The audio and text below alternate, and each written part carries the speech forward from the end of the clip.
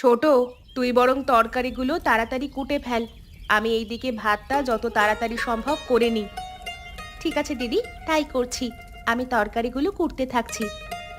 মেজ বউ কোথায়? ওকে এখনো ঘুম থেকে ওঠেনি?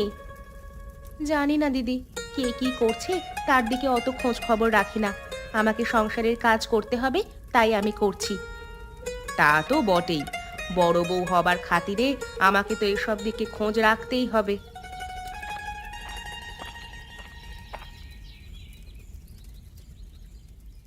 অত সব দিকে চোখ কান দেওয়ার কোনো প্রয়োজন নেই দিদি।